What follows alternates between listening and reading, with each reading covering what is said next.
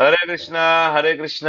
આપ સૌનું ખૂબ ખૂબ હૃદયપૂર્વકનું સ્વાગત છે ઇસ્કોન મેંગલુરુ શ્રી શ્રી રાધા ગોવિંદ મંદિર કુલાઈ મેંગલુરુ તરફથી શ્રીમદ ભગવદ ગીતા પરના ભક્તિ શાસ્ત્રીના સેશનમાં આપ સૌનું ખૂબ ખૂબ હૃદયપૂર્વકનું સ્વાગત છે, જેમાં આપણે ચર્ચા કરી રહ્યા છીએ અધ્યાય નંબર 1. શરૂઆત કરશું ભગવાન શ્રી રાધા ગોવિંદના ચરણોમાં ખૂબ ભાવપૂર્વક પ્રેમપૂર્વકની પ્રાર્થના સાથે. ઓમ અજ્ઞાનતિમિરાન્ધસ્ય જ્ઞાનાંજનશલાકયા ચક્ષુરુન્મિલિतं येन તસ્मै શ્રી ગુરુવે નમઃ. શ્રી ચૈતન્યમનોભીષ્ટં સ્થાપિतं येन ભૂતલે સ્વયં રૂપ કદા મહ્યં દદાતિ સ્વપદાન્તિકં. વંદેહમ શ્રી ગુરો શ્રીયુતાપદકમલમ શ્રીગુરુન વૈષ્ણવાંશ્ચ શ્રીરૂપમ સાગ્રજાતમ સહગણ રઘુનાથાન્વિતમ તમ સજીવમ સાદ્વૈતમ સાવધૂતમ પરિજન સહિતમ કૃષ્ણા ચૈતન્ય દેવમ શ્રી રાધા કૃષ્ણ પાદાન સહગણ લલિતા શ્રી વિશાખાન્વિતાંશ્ચ. હે કૃષ્ણા કરુણા સિંધો દીનબંધો જગતપતે ગોપેશ ગોપિકા કાંત રાધા કાંત નમસ્તુતે. તપ્ત કાંચન ગૌરાંગી શ્રી રાધે વૃંદાવનેશ્વરી વૃષભાનુસુતે દેવી પ્रणमामि हरिप्रिये. वाञ्छा कल्पतरुभ्यश्च कृपा सिन्धुभ्य एव च पतितानां पावनेभ्यो वैष्णवेभ्यो नमो नमः. नमो विष्णुपादाय कृष्णाप्रेष्ठाय भूतले श्रीमते भक्तिवेदांत स्वामी इति नामिने. नमस्ते सारस्वते देवे गौरवाणी प्रचारिणे निर्विशेषा शून्यवादी पाश्चात्यादिशतारिणे. जय श्री कृष्णा चैतन्य प्रभु नित्यानंद श्री अद्वैत गदाधर श्रीवास आदि गौर भक्त वृंद. हरे कृष्णा कृष्णा कृष्णा हरे हरे हरे राम राम राम हरे हरे. हरे कृष्णा. हरे कृष्ण प्रभुजी दंडवत प्रणाम. प्रणाम. हरे हरे कृष्ण. कृष्ण प्रभुजी दंडवत प्रणाम. हरे कृष्णा एवरीवन. हरे कृष्ण प्रभुजी दंडवत प्रणाम. हरे हरे कृष्ण. प्रणाम. हरे कृष्ण. हरे कृष्ण प्रभुजी दंडवत प्रणाम. હરે કૃષ્ણ. ગયા વખતે એક તમને હોમવર્ક આપ્યું હતું, યાદ છે શું હોમવર્ક હતું એ? કંઈક આપણે બ્રેકઆઉટ રૂમમાં જઈને ચર્ચા કરવાની હતી. કયા વિષય ઉપર ચર્ચા કરવાની? હિંસાના દુરુપયોગ વિશેના ઉદાહરણની ચર્ચા હતી. શેની હતી? હિંસાના દુરુપયોગ વિશેના ઉદાહરણની ચર્ચા. તમને વિઝિબલ છે સ્લાઇડમાં? શસ્ત્ર અને શાસ્ત્ર પર જો તો એક વખત ફરીથી સમજી લો કે આમાં શું ચર્ચા કરવાની છે. તો પ્રભુપાદનું એક સ્ટેટમેન્ટ આપણે જોયું કે બે મિશન છે, ભક્તોને રક્ષણ આપવા માટે જ નહીં પણ રાક્ષસોને મારવા માટે પણ. એક તો રક્ષણ આપવું હોય તો બરાબર જ છે, પ્રોટેક્શન, પણ જરૂર પડે તો રાક્ષસોને મારવા માટે. તેથી કૃષ્ણના ભક્તો બંને રીતે તાલીમ આપવી પડે. કૃષ્ણના ભક્તોને રક્ષણ આપવા માટે, તેમને પ્રોત્સાહન આપવા માટે જ નહીં, પરંતુ જો જરૂર હોય તો તેઓ રાક્ષસોને મારવા માટે પણ તૈયાર થવા જોઈએ. તો આ મુદ્દા ઉપર માઇક બંધ કરી દો. કોના ચાલુ છે? નથી કોઈ કોસ્ટ? હરે કૃષ્ણ. કોસ્ટ ની પરમિશન આપવાની બાકી છે. વિક્રમી પ્રભુ, આર યુ સ્લીપિંગ? સુતા છો? બીજું કોણ છે? એડ્રેસ કરો. કોણ છે કો હોસ્ટ અહીંયા? હરે કૃષ્ણ પ્રભુજી. હરે કૃષ્ણ. હાથ ઊંચો કરો. હરે કોષની કૃષ્ણ સેવા પ્રભુજી. કોની કોની છે? હાથ ઊંચો કરો, હાથ ઊંચો કરો. બોલો તો મને ખબર ના પડે ને તમે કોણ બોલી રહ્યા છો. એ તો આકૃતિ પટેલ. તમે હોસ્ટ જ બની ગયા. આકૃતિ માતાજી મને હોસ્ટ બનાવો, ચાલો. માતાજી કોષ્ટ હતા પહેલા પ્રભુજી. હા, આકૃતિ માતાજી હરે કૃષ્ણ. હરે કૃષ્ણ પ્રભુજી. હવે કઈ રીતે કરું એમાં? અચ્છા, તમે અંદર હા, પાર્ટિસિપેટમાં જાઓ અને મારા નામ ઉપર ક્લિક કરો અને ત્યાં મેક હોસ્ટ એવો ઓપ્શન આવશે, એ ક્લિક કરો. હા. Okay, thank you. કર્યું પ્રભુજી. હા, થઈ ગયું, થઈ ગયું, થઈ ગયું. હા. ઓકે, ચાલો. હવે તમે કો હોસ્ટ થઈ ગયા છો અને વિક્રમી પ્રભુ તમે કો હોસ્ટ છો. બીજા કોઈ કો હોસ્ટ છે આમાં? બોલો, થઈ ગયું? ચાલો. કોણ જાગ્યું છેલ્લે છેલ્લે? ઓકે. તો પ્રશ્ન તમને સમજાઈ ગયો હોય તો ચર્ચામાં આપણે આગળ વધીએ ડાયરેક્ટ.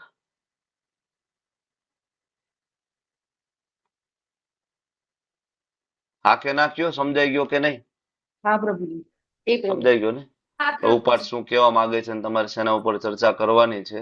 કારણ કે તમને 10 મિનિટનો સમય મળશે ત્યાં અને પછી 5 મિનિટ પ્રેઝન્ટેશન માટેનો સમય મળશે, એટલા માટે. પછી 10 મિનિટ શું ચર્ચા કરવાની એ જ ખબર નહીં હોય, તમે ત્યાં જઈને શું ચર્ચા કરવાના છો? પેલા તો એ ખબર હોય છે ને કે ત્યાં જઈને ચર્ચા શું કરવાની છે. કારણ કે બ્રેકઆઉટ રૂમ બધા ક્રિએટ કરીએ છીએ આપણે, 35 લોકો છે અને બ્રેકઆઉટ રૂમમાં બધાએ ભાગ લેવાનો છે.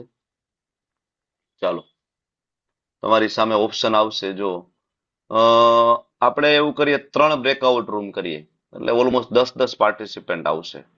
બ્રેકઆઉટ રૂમમાં ચર્ચા અને મુદ્દા નોંધવા માટેની 10 મિનિટ છે તમારી પાસે, બરાબર?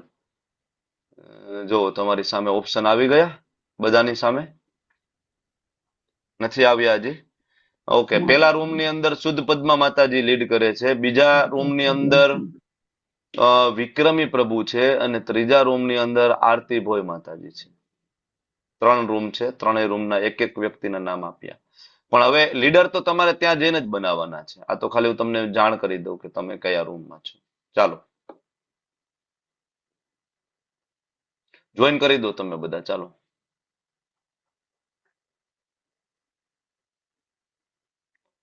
ઓપ્શન આવી ગયો ને તમારી સામે, બધાની સામે? હરે કૃષ્ણ પ્રભુજી. હરે કૃષ્ણ. હરે કૃષ્ણ પ્રભુજી. કેવી રીતે જોઈન કરવાનું? મારે લાસ્ટ તમારા ટાઈમ નથી કર્યું જોઈન. તમારા મોબાઈલમાં 4 ચોકઠા આવે છે ઉપરની સાઈડમાં? હા પ્રભુજી. હા, એના ઉપર ક્લિક કરો.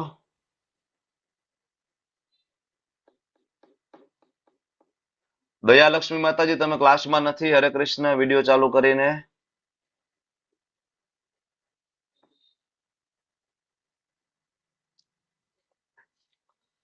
હર્ષા ઘેલાણી પ્રભુજી, માતાજી.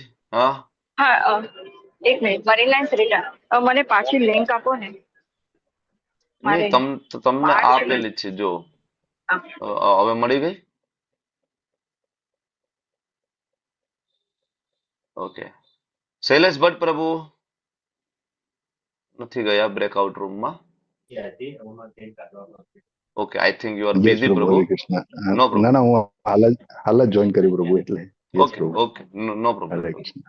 ચાલો, તમને મોકલ્યા જ પ્રભુ એક રૂમની અંદર. વંદના વિસ્ફુટે માતાજી તમે નથી ગયા બ્રેકઆઉટ રૂમમાં? તમારી સામે ઓપ્શન આવ્યો જો. હરે કૃષ્ણ એવરીવન, વેલકમ બેક. ચાલો, 3 ગ્રુપના 3 લીડર હેન્ડ રેસ કરી દો.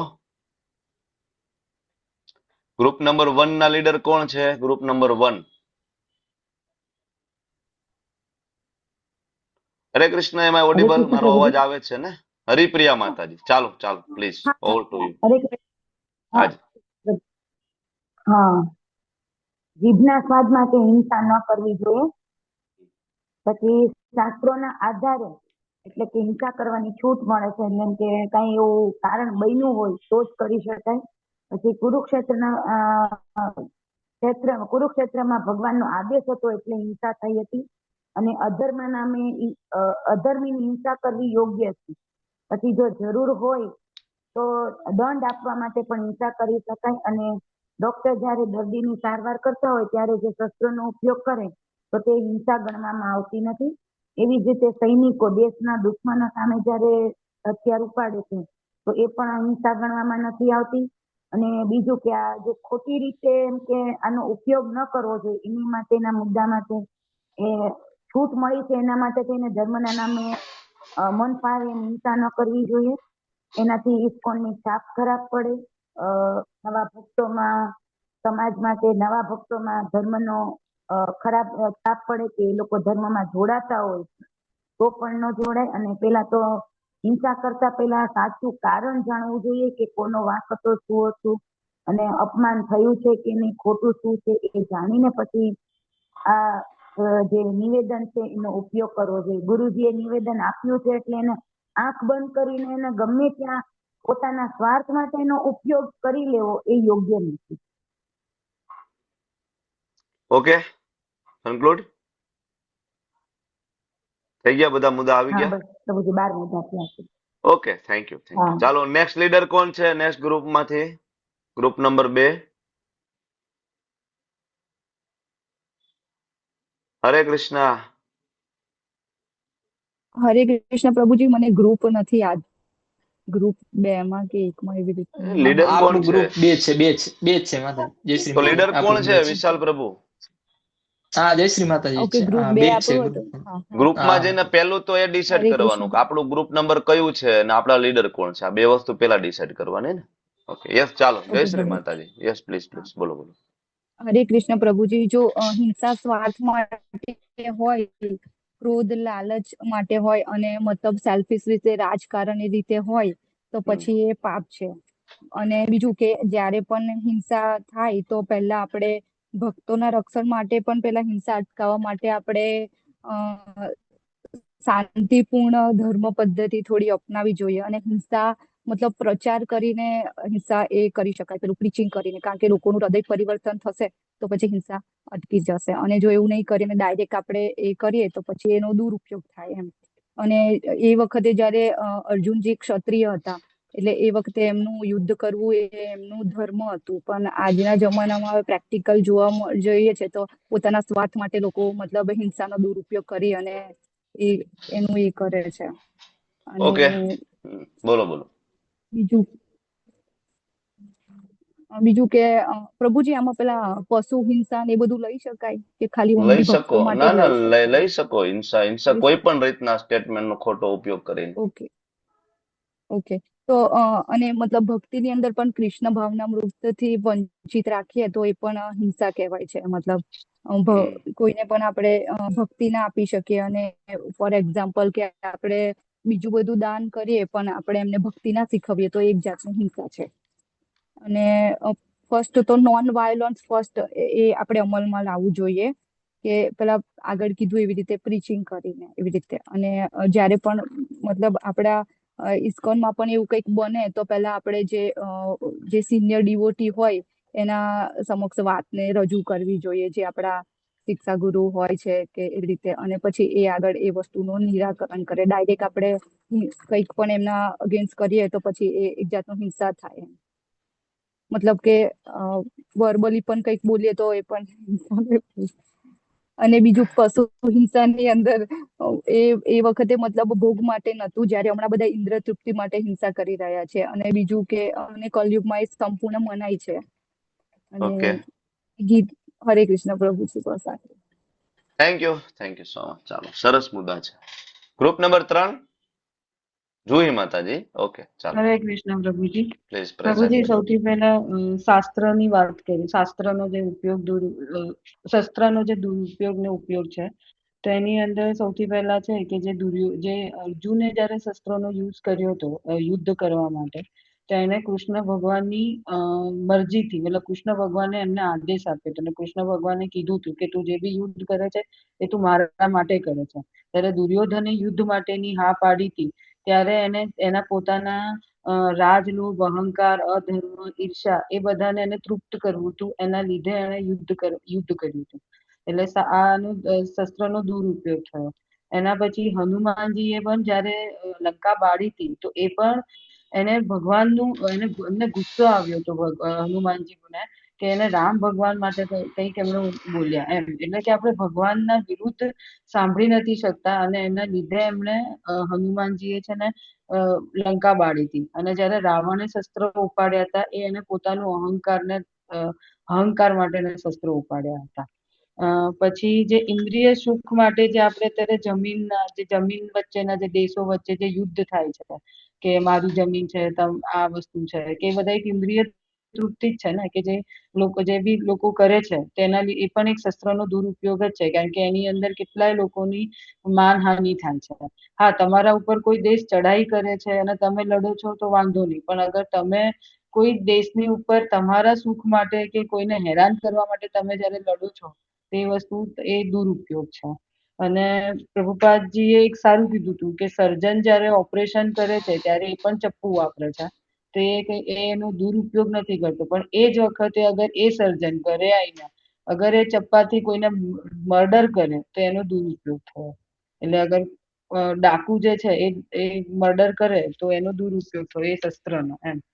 અને શાસ્ત્ર માટેની વાત કરીએ તો અત્યારે જેમ શાસ્ત્રમાં કહેવાયું છે કે છે ને બાળકને જન્મ આપવો, પણ બાળકને જન્મ આપવું, ડિલિવરી કરવી, 16 સંસ્કાર કરવા, અને સામે જયારે કોઈ વ્યક્તિ એનું અબોર્શન કરે છે, ભલે એ બંને પરિણીત જ હોય, પણ પોતાના સુખ માટે જયારે અબોર્શન કરે છે તો એ પણ એક દુરુપયોગ છે એમ.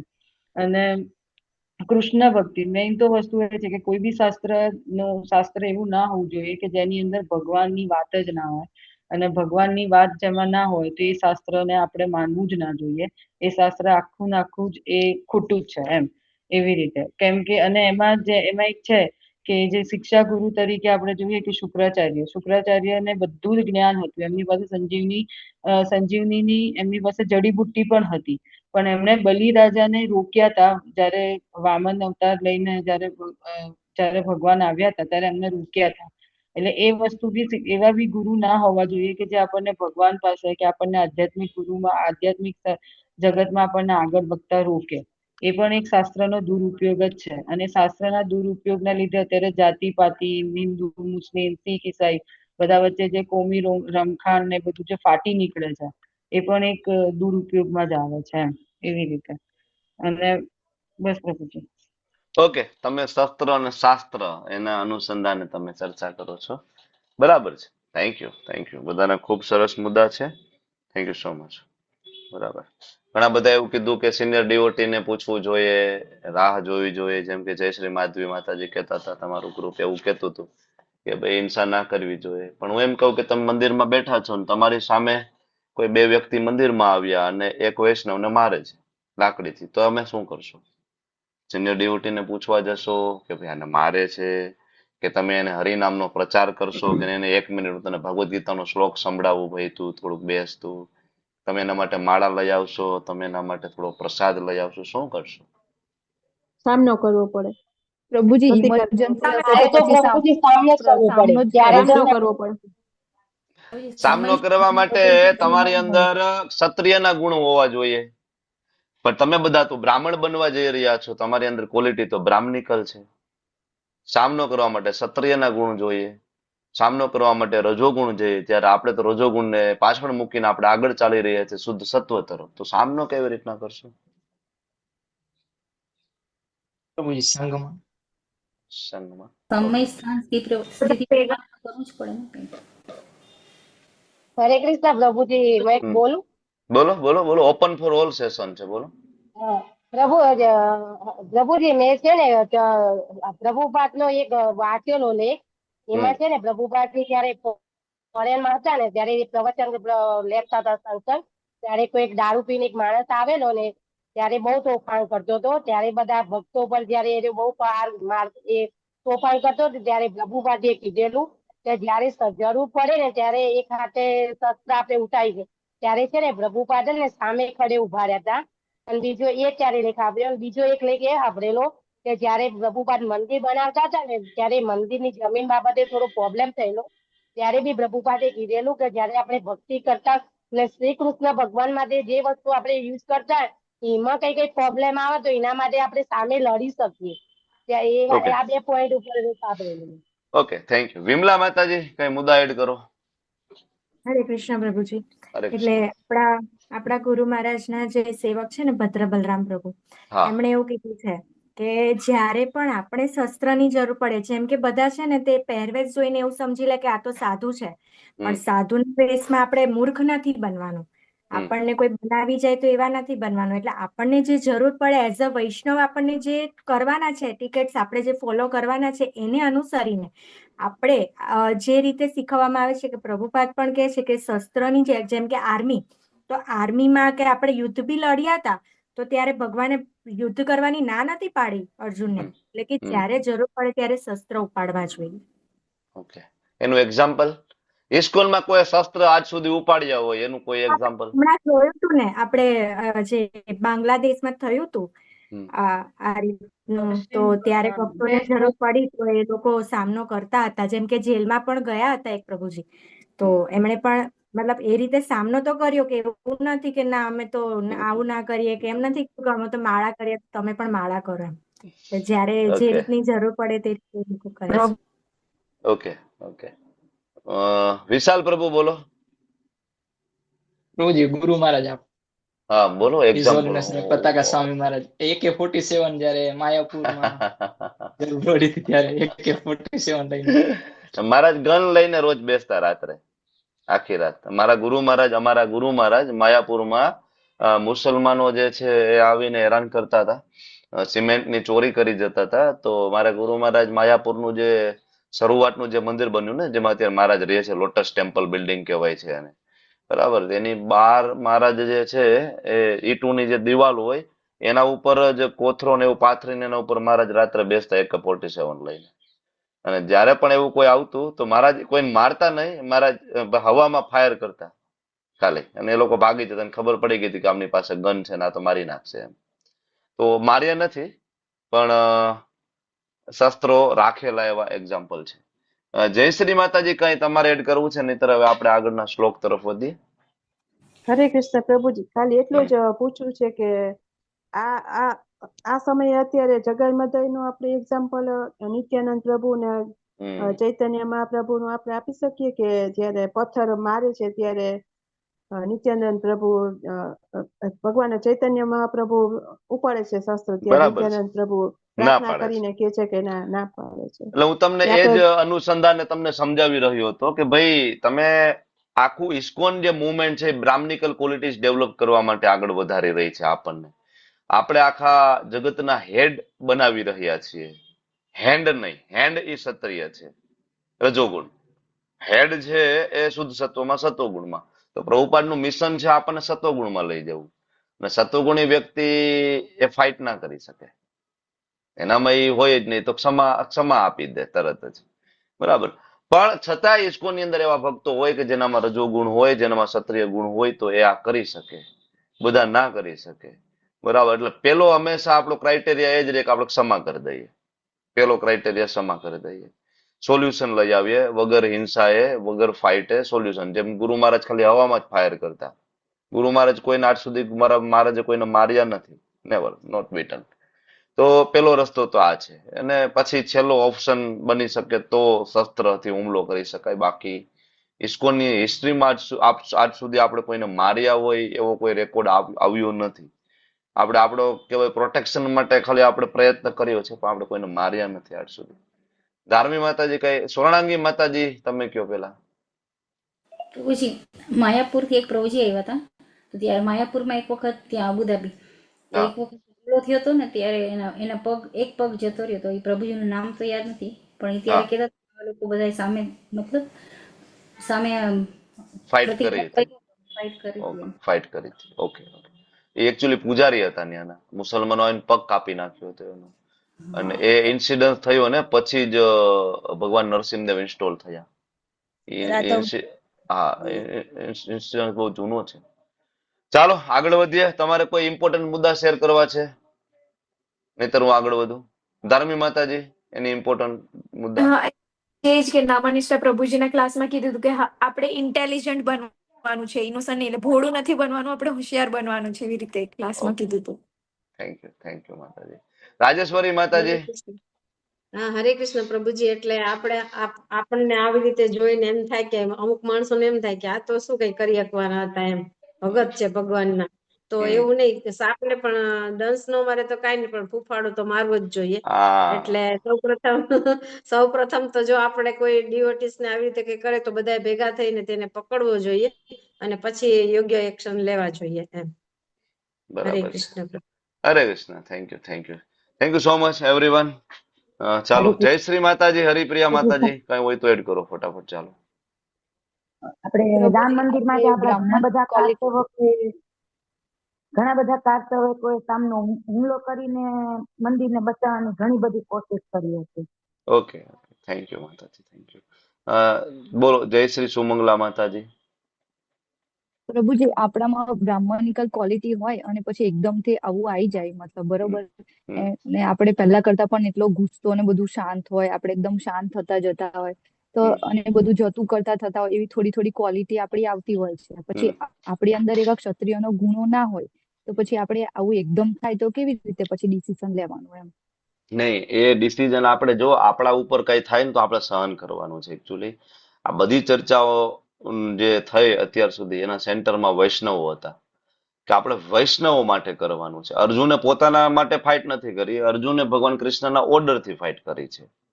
એમ આપણે પણ બરાબર જ્યાં રજોગુણ બતાવવો પડે તો કૃષ્ણની સેવામાં રજોગુણ લગાડવાનો છે.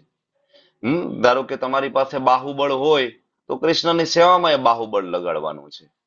બરાબર, તો એ ભક્તિ છે. અર્જુને હજારો લોકોને મારી નાખ્યા અને લાખો લોકોને મારી નાખ્યા છે, ભક્તિ છે. હનુમાનજીએ લાખો લોકોને મારી નાખ્યા, એ ભક્તિ છે.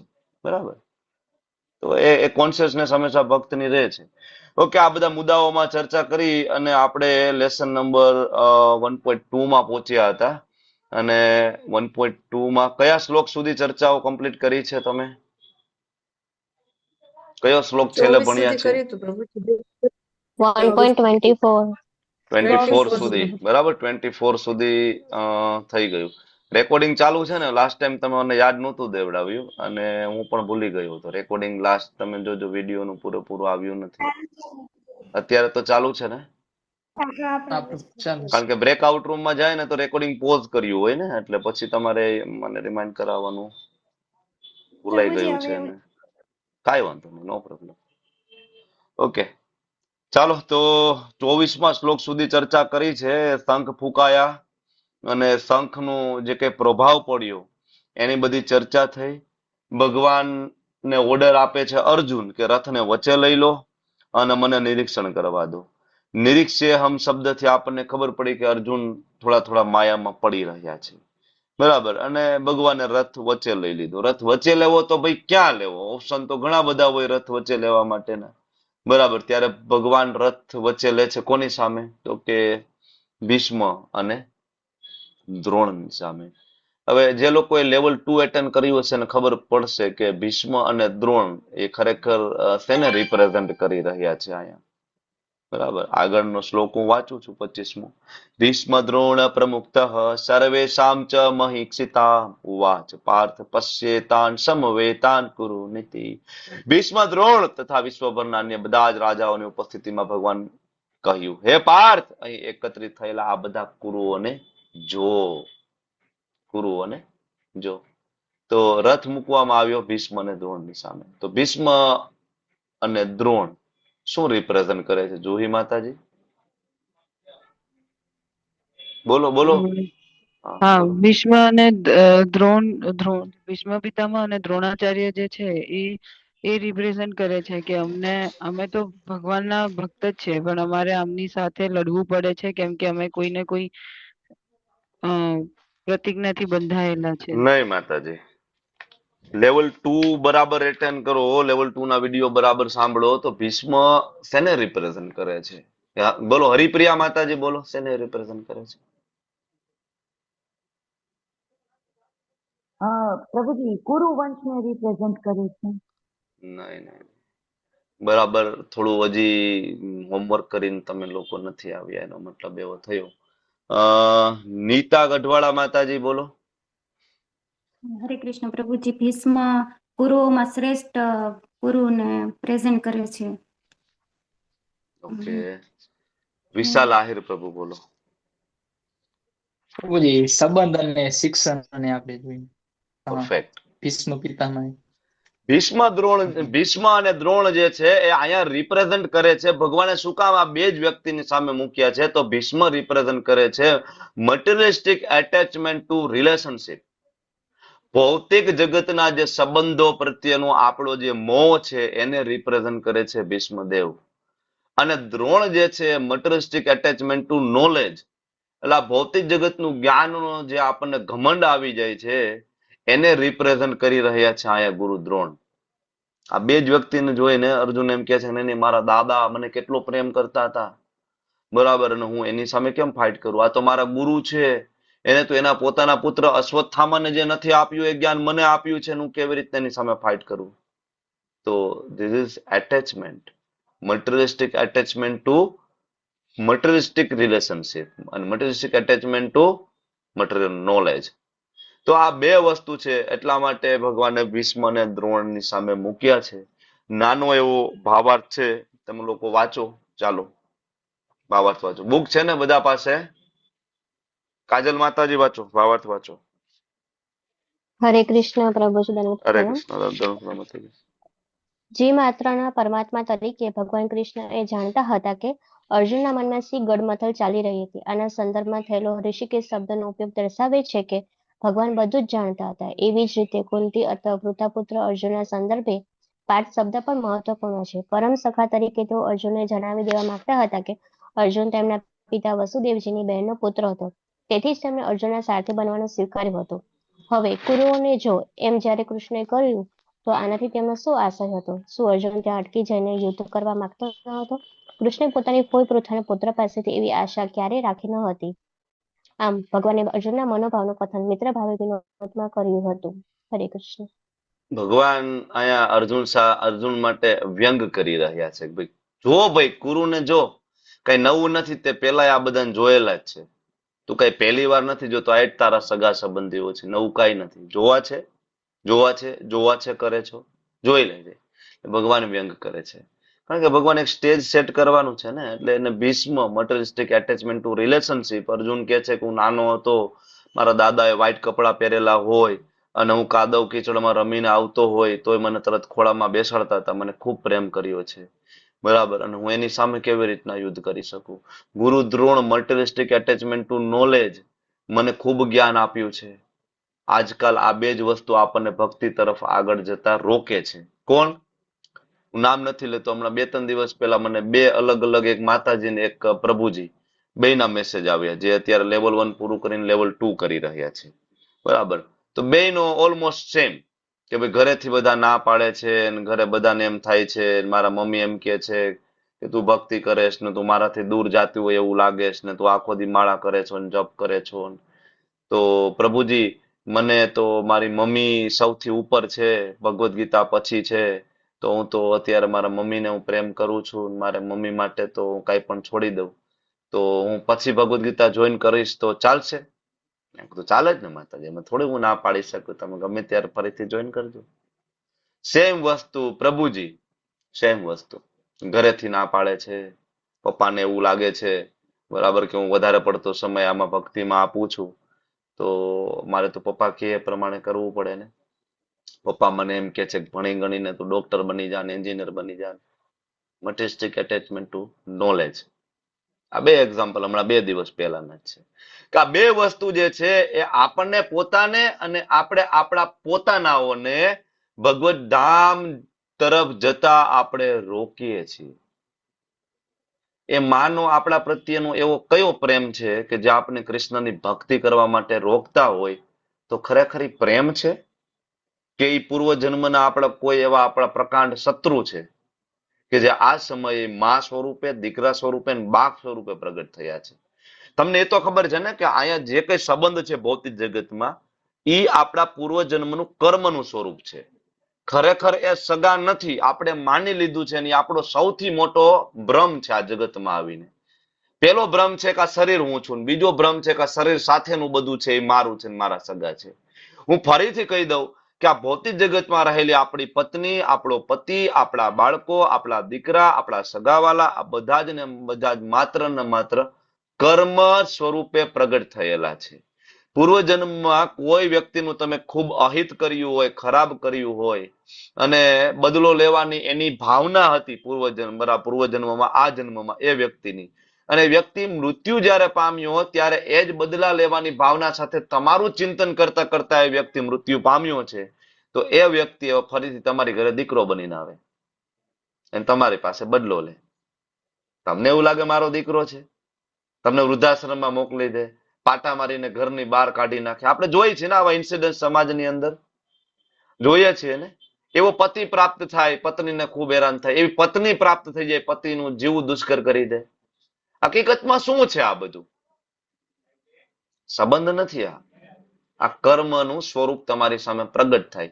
તો જ્યારે કોઈ વ્યક્તિને, માતાજીને, પ્રભુજીને એના ઘરમાંથી ભક્તિ કરવા માટે ના પાડતા હોય ત્યારે સમજવું કે ખરેખર સગા નથી, આ કોઈ પૂર્વજન્મમાં નક્કી આપણા દુશ્મન છે કે જે આપણી એટલી બધી ઈર્ષા કરે છે કે આપણે મુક્ત ના થઈ શકીએ. બરાબર. તો અહીંયા જે પ્રેક્ટિકલ આસ્પેક્ટ આ શ્લોકની અંદરથી તમે શું લઈ શકો? શોર્ટમાં એક ખાલી મુદ્દા વાઇઝ તમે કહો, પ્રેક્ટિકલ આસ્પેક્ટ બોલો. 2 મુદ્દા આની અંદર છે, તમે શું સમજ્યા આ શ્લોક ઉપરથી? એનીબડી? રિદ્ધિ માતાજી કયો, ચાલો આપણે 2 જણાને પૂછીશું. રિદ્ધિ માતાજીને પૂછીશું. એક તો તમે હમણાં કીધું એટલે મોહ આપણે આસક્તિ નથી રાખવાની આપણા ફેમિલીમાં ને બધે. ઓકે ઓકે, ચાલો. અને બીજું એ કે અગર આપણે જ્ઞાન છે તો એનું અભિમાન નથી કરવાનું, એ જ્ઞાન બી કૃષ્ણમાંથી જ આપણને મળ્યું છે. ઓકે, ચાલો, થેન્ક યુ. વિક્રમ એ પ્રભુ નથી બોલ્યા, હવે એક એને ચાન્સ આપીએ. હા, હરે કૃષ્ણ પ્રભુ. એ મારું બી એ જ હતું કે સ્વજનો પ્રત્યે આપણે આસક્તિ ના રાખવી જોઈએ, સ્નેહ રાખવો જોઈએ, પણ આસક્તિ ના રાખવી. સ્નેહ રાખવો જોઈએ, સ્નેહ રાખવો જોઈએ. બરાબર. આની અંદર પ્રેક્ટિકલ ટિપ્સ જે છે એ એકચ્યુઅલી આસક્તિની કસોટી, ટેસ્ટિંગ ધ એટેચમેન્ટ એવું છે. કારણ કે જ્યાં સુધી કસોટી ન થાય ને ત્યાં સુધી આપણને ખબર નથી પડતી કે આપણે કેટલા આસક્ત છીએ. અર્જુન ભગવાનના મહાન ભક્ત હતા ને, બરાબર. ભગવાન કેમ જ કરતા, મને દ્રોણ આવીને ઉભા રહી ગયા તો અર્જુને કહી દીધું કે નહીં નહીં નહીં. એમાં મારો અવાજ આવે છે? કટ થતો તો હવે થોડો કટ થાય છે. હા, એટલે માઇક્રોફોન ડિસ્કનેક્ટ થઈ ગયું, પાછું કનેક્ટ થયું. હવે બરાબર ચાલે છે? ઓકે. તો આસક્તિની કસોટી એટલે કે જ્યાં સુધી આપણા જીવનમાં કસોટી ના આવે ને ત્યાં સુધી આપને ખબર ના પડે ને કે આપણે કેટલા ભક્ત છીએ. એટલે મારા ગુરુ મહારાજ જીજોલીને જયપ્રતાપ સ્વામીજી મહારાજ કહે છે, માયા હંમેશા આપણા પ્રિયજનો અને સંબંધો દ્વારા હુમલો કરે છે. કોના દ્વારા હુમલો કરે માયા? આવું થાય છે તમારા જીવનમાં? સંબંધો દ્વારા હુમલો થાય છે માયાનો? કેટલી ભક્તિ કરે છે, તું બહુ મોટી ભક્તાણી થઈ ગઈ છો, તું ભાઈ તું તો બહુ મોટો ભગત થઈ ગયો છો. થાય છે? દરેકના જીવનમાં થાય છે પ્રભુજી. ઓલમોસ્ટ ઓલવેઝ થાય છે, ઓલવેઝ થાય છે પ્રભુજી.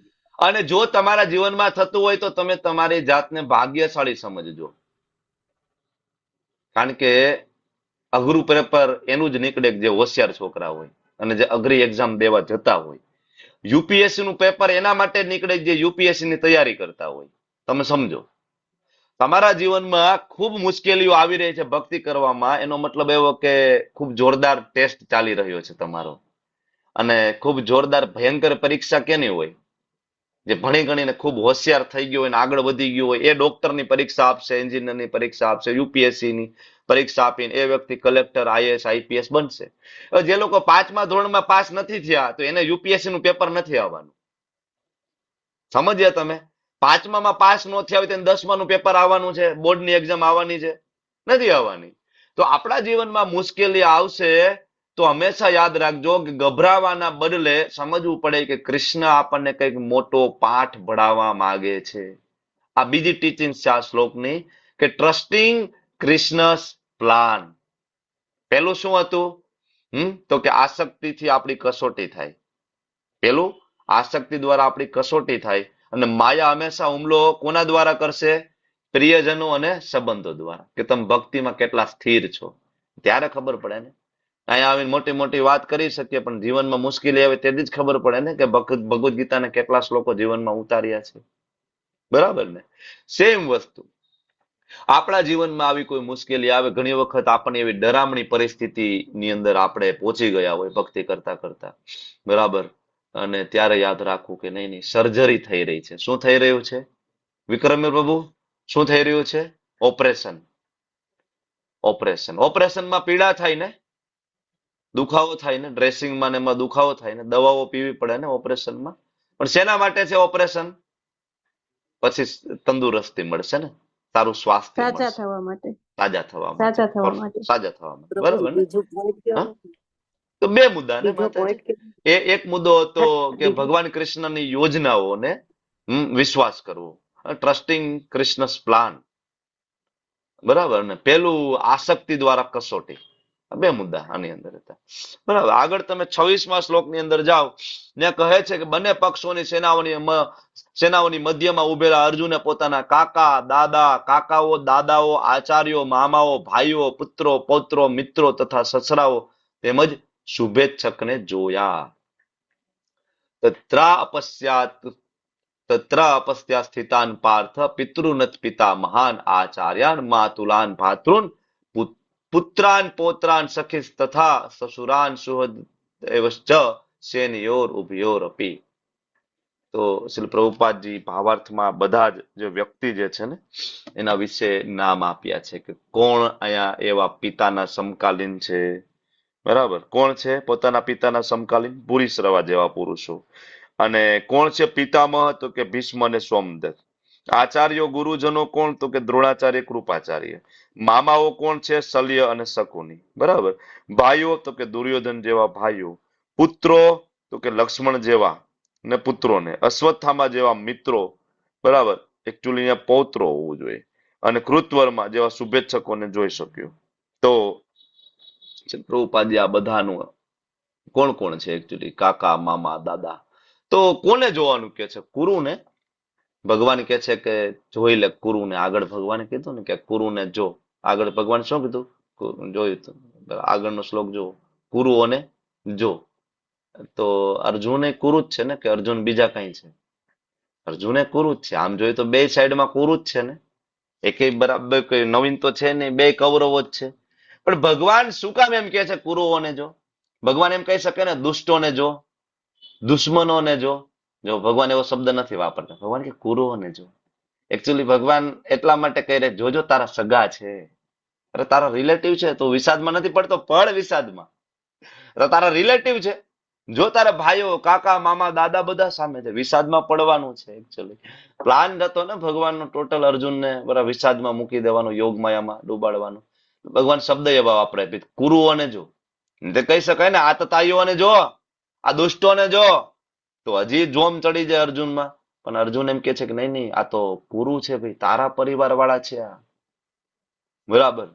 ભગવાન આયા એમ કે પ્રિન્સી માતાજીને, જો આ તમારા ધોળકિયા બધા સામે ઉભા છે. તો પ્રિન્સી માતાજીને તરત વિચાર, આ તો બે આપણા જ છે ધોળકિયા બધા.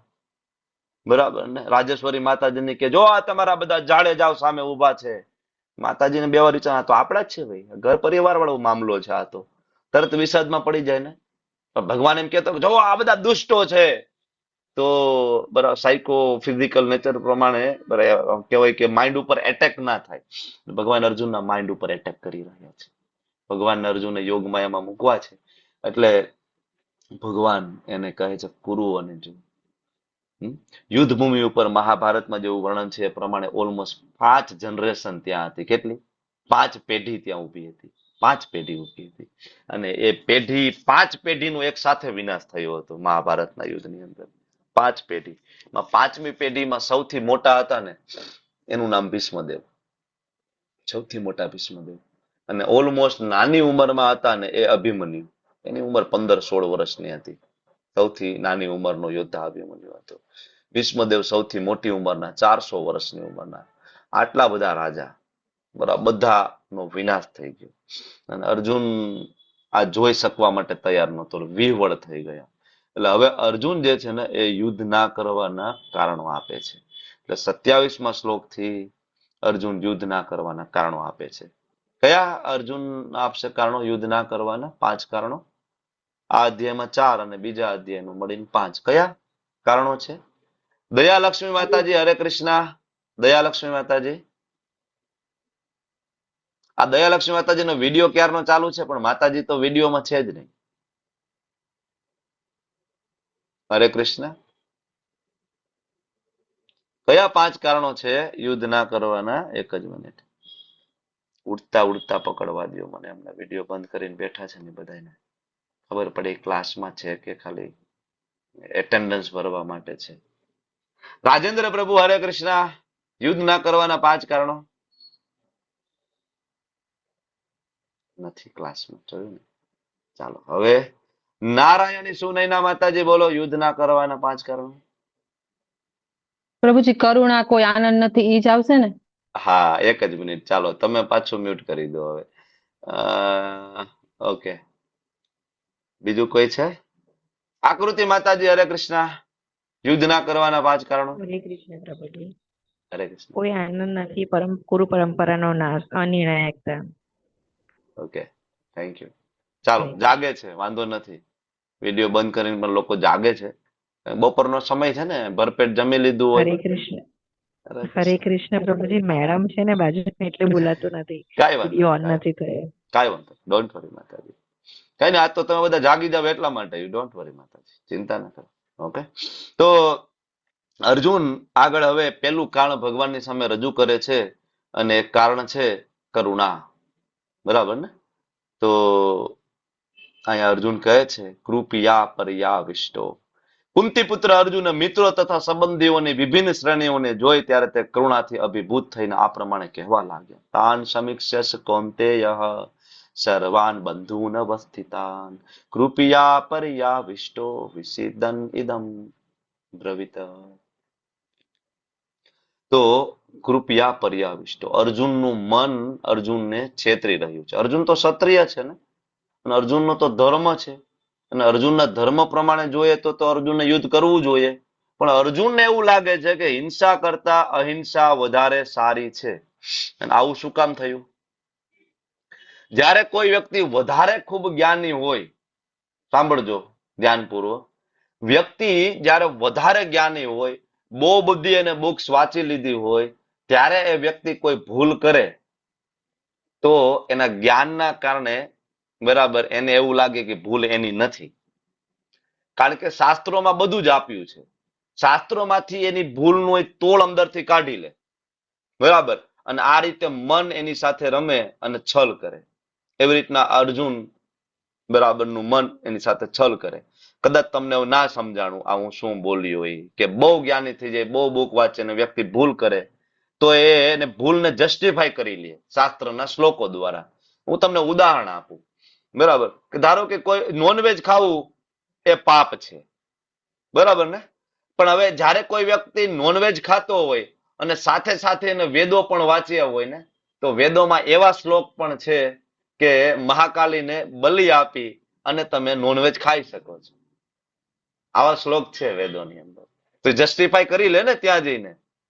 બરાબર કે નહીં? શાસ્ત્રોમાં લખ્યું છે ભાઈ, ક્યારેક નોનવેજ ખવાઈ ગયું તો શું વાંધો છે? બરાબર ને? કે થોડી ભૂલ છે ભાઈ, આ તો વેદોમાં આપ્યું છે નોનવેજ ખાવાનું. એ તો જ્યારે કોઈ વ્યક્તિ પોતાના ગુરુના આશ્રય ના હોય, પોતાની રીતે શાસ્ત્રનું જ્યારે જસ્ટિફિકેશન કરવા માંગે, પોતાની રીતે શાસ્ત્રને સમજવા માંગે, ત્યારે આ પ્રોબ્લેમ થાય. અને આવો સેમ પ્રોબ્લેમ આજથી 2500 વર્ષ પહેલા આખી પૃથ્વી ઉપર થયો હતો. આખી પૃથ્વી ઉપર આજથી 2500 વર્ષ પહેલા કોણ આવ્યું હતું એને જસ્ટિફાય કરવા માટે? પછી લોર્ડ બુદ્ધ ભગવાન. ભગવાન બુદ્ધ. ભગવાન બુદ્ધ એટલા માટે તો પ્રગટ થયા હતા. લોકો જસ્ટિફાય કરી રહ્યા હતા. વેદો વાંચી અને લોકો નોનવેજ ખાઈ રહ્યા હતા. વેદો વાંચીને લોકો પશુને ધડાધડ કાપી રહ્યા હતા. નિર્દોષ પશુઓને ધડાધડ જે દેખાય બધાને કાપીને ખાવા લાગ્યા હતા. બધાને મારી નાખતા હતા. બરાબર, તો જ્યારે ખૂબ જ્ઞાન થઈ જાય ને ત્યારે જસ્ટિફાય કરી લે. અર્જુન પાસે બહુ બધું જ્ઞાન છે. અર્જુન અર્થશાસ્ત્ર જાણે છે, ધર્મશાસ્ત્ર જાણે છે, અને આ બધું જ્ઞાન ના હોવાના કારણે અર્જુન એમ કે છે કે નહીં, આ જગ્યાએ ભલે આતતાઈઓ ભલે રહ્યા, પણ ધર્મશાસ્ત્ર મુજબ જોઈએ ને તો સમાદાન છે એ સૌથી ઉપર છે. અર્જુન પોતાનું નોલેજ વાપરે છે. ધર્મશાસ્ત્ર પ્રમાણે સમાદાન ઉપર કહેવાય ને. અર્થશાસ્ત્ર પ્રમાણે જોઈએ બરાબર તો ઈટનો જવાબ ઈટથી, એને કહેવાય અર્થશાસ્ત્ર. અર્થશાસ્ત્ર ઈટનો જવાબ ઈટથી આપવો જોઈએ. જેના ઉપર આપણું ન્યાયતંત્ર અત્યારે ચાલે છે એ અર્થશાસ્ત્ર ઉપર ચાલે છે ન્યાયતંત્ર આપણું. કોઈ મર્ડર કર્યું તો ખરેખર એની સજા ફાંસીની થવી જોઈએ ન્યાયતંત્રની અંદર. બરાબર, ઈટનો જવાબ ઈટથી અર્થશાસ્ત્ર પ્રમાણે. પણ અર્જુન તો બધું જાણે છે ને, એટલે અર્જુને પોતાની ભૂલ છે કે ક્ષત્રિય હોય છતાં પણ એને યુદ્ધ નથી કરવું, આ એની ભૂલ હોવા છતાં પણ એ શાસ્ત્રમાં જઈ અને એને જસ્ટિફાઈ કરી લીધું. શું? તો કે ભાઈ નહીં નહીં, એ તો બરાબર છે, ધર્મશાસ્ત્ર મુજબ તો માફ કરી દેવા જોઈએ. અહિંસા પરમો ધર્મ. પણ હવે આ બધું કર્યા પછી અર્જુન ભગવાનના શરણે જતો રહેશે. તો આ થવું જોઈએ. ભલે તમે ખૂબ જ્ઞાની હોય બધું, પણ તમે તમારા ગુરુના શરણે હોવા જોઈએ. બરાબર, તો જ આગળ કૃષ્ણ પોતે આગળ કહે છે કે અહિંસા બહુ સારો ગુણ છે. બરાબર, ભગવાન પોતે કહે છે કે અહિંસા સારો ગુણ છે. તમે જો દેવી આસુરી ગુણ 16મું ચેપ્ટર વાંચો તો એમાં ભગવાન કહે છે અહિંસા સારો ગુણ છે. દેવી ગુણમાં કીધો છે. અને આયા અર્જુન એમ કે છે કે અર્જુન તું હિંસા કર. એટલે ઘણી વખત આપણું મન છે એ આપણો જ્ઞાનનો ઉપયોગ કરીને આપણને મૂર્ખ બનાવી દે છે. એટલે ગમે એટલો જ્ઞાની વ્યક્તિ હોય ને ગુરુની જરૂર પડે અને પડે, નહીતર માયા છેતરી જાય શાસ્ત્ર દ્વારા. બરાબર, એટલે અર્જુન પોતાના તર્ક રજૂ કરશે. ભગવાનને કહેશે કે એવું નથી બરાબર કે આ મારો નિર્ણય છે, હું તો જસ્ટિફાઈ કરું છું આ શાસ્ત્ર. બરાબર, તો આના ઉપરથી ખબર પડે ગમે એટલો વિદ્વાન વ્યક્તિ હોય તો પણ માયા શક્તિ એને ભ્રમિત કરી શકે છે. આવું આપણી સાથે પણ થાય. આપણે મંગલા આરતીમાં ના ઉઠીએ તો ચાલે, આવું આપણે જસ્ટિફાઈ કરી લઈએ. ક્યારે? ઇસ્કોનની અંદર આ વસ્તુ જોવામાં આવે કે થોડોક સમય, અમુક વર્ષો પછી ભક્તો ધીમે ધીમે કહેવાય ને કે એની મેળે એવું માની લે કે ભાગવતમની અંદર જ્યાં જ્યાં શુદ્ધ ભક્તના લક્ષણોની વાત આવે છે ત્યાં મારી ચર્ચા થાય છે. ભાગવતની અંદર જ્યાં પ્રહલાદ મહારાજના ગુણોની વાત થાય છે ત્યાં મારી ચર્ચા થાય છે. અને હું હવે શુદ્ધ ભક્ત બની ગયો છું, હું હવે પરમહંસ બની ગયો છું. તેથી સાધના ભક્તિની હવે હું ઉપર ઉઠી ગયો, તો હવે હું ભાવ ભક્તિ અને વૈધિ ભક્તિમાં છું. કેવી ભક્તિ? ભાવ ભક્તિ. સોરી, ભાવ, વૈધિ નહીં, વૈધિ એટલે સાધના ભક્તિ. હું ભાવ ભક્તિ અને રાગાનુગા ભક્તિમાં છું. ક્યાં છું? હવે ભાવ ભક્તિ ને રાગાનુગા ભક્તિ હોય ને એના માટે વૈધિ ભક્તિ એને કરવાની જરૂર ન હોય. એના માટે સવારે 4:30 વાગે ઉઠીને મંગલા આરતીની જરૂર નથી. કારણ કે એની 24/7 મંગલા આરતી થાય છે. મંગલા આરતી એટલે ભગવાનના મંગલ દર્શન કરવા. એ વ્યક્તિ ગમે ત્યાં બેઠો હોય જે રાગાનુગા ભક્તિ ભાવ ભક્તિમાં છે, એ આંખ બંધ કરીને ભગવાનના મંગલ દર્શન કરે છે. એને જરૂર નથી મંગલા આરતી કરવાની.